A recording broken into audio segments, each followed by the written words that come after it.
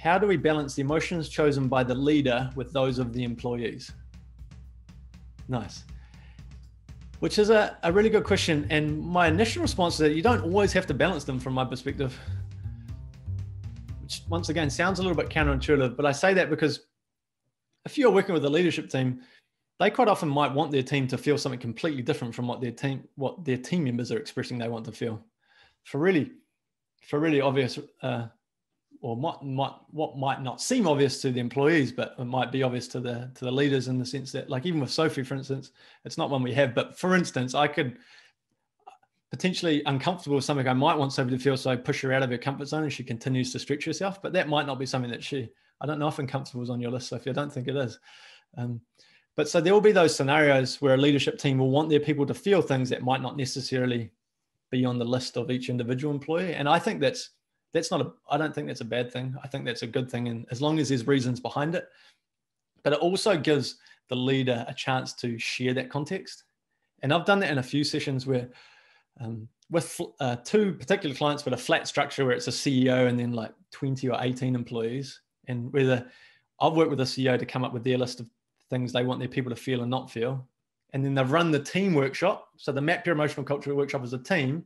And then I've got the CEO to then share his or hers top 5 with the staff and say, this is what I came up with. And then they put them side by side and looked at the connections. And it was a really great way for the leader to then explain and give their context and background and share what they felt was important to the wider team. And then look at the connection between what the team came up with. And on 2 occasions, I think maybe only one card was in common, but there was a connection between them. They just weren't picking the exact same labels. And that in itself was interesting because it gave the leader a chance to express himself and then herself and the other one in a slightly different way from the team. But so those were completely different. So they didn't balance them. They ended up as a team in both occasions just going with what the staff ended up coming with, what the team came up with. That was the leader's decision to say, I love what the team have come up with and let's go with that. But these are the things that I don't want to say push. He didn't use the word pushing in that one instance, but I'm working towards, I'd like you to feel, and these are the reasons why. So that was a really healthy conversation. Second of all, an occasion, and I'm going to share a screenshot of a big project I ran across Australia and New Zealand last year, where the HR leader wanted to do a more traditional approach. So we ran it with 26 different teams across Australia, New Zealand, 3 different business units. And we also did it with the senior leadership team. And what this ended up looking like was their leadership group, their group leadership team. So the LT, I think there's 9 in the LT. These are the top 6 and then the top 5 things that as a leadership group, they came up with. They wanted their people to feel these things and not feel these things, but they thought they might from time to time. That's at the end of our 4 or 5 hour session, the leadership workshop we got to. And then we went out to they went and ran 26 workshops across Australia and New Zealand, and we collated the most common responses from those groups, from those teams.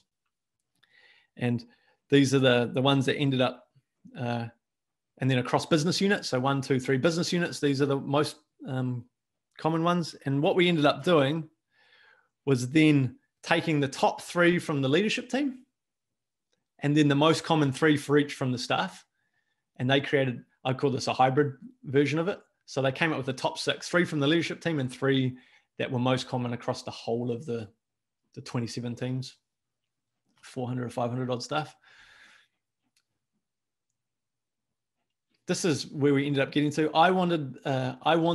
I pushed for their teams to do this at a functional level. So imagine across the business unit, the top 3 for the leadership were common, and then each individual functional team would have their top 3 for each.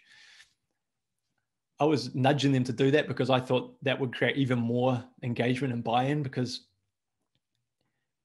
in my humble opinion, even going for the top 3 most common across the whole group, there will still be a whole bunch of teams out in that organization that don't see anything from their list on there. And that might create more cynicism again. They decided to go down a more traditional route, which was using their creativity and judgment to create an amalgamated hybrid list, which is also on on one hand fine, I think, because leadership is also about making decisions and trade-offs, and as long as the storytelling is right. But that's how we ended up creating a hybrid model for that organization. So if you're determined to get to an overall list for the whole company, then you do sometimes have to take a few liberties, so to speak, or get a little bit creative or make some tough decisions, which is part of leading a team and setting the culture, or setting the blueprint for what you want from your people, or the environment you want to create for them. So that's what we've done in the past, Francesco. So the short answer again is that there doesn't always have to be balance. I don't think a leadership team might come up with something unique for their environment.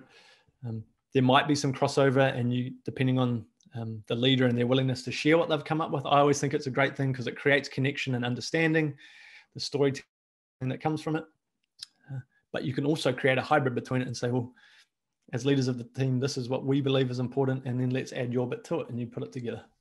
So those are a few different ways we've experimented with doing it that way in the past year.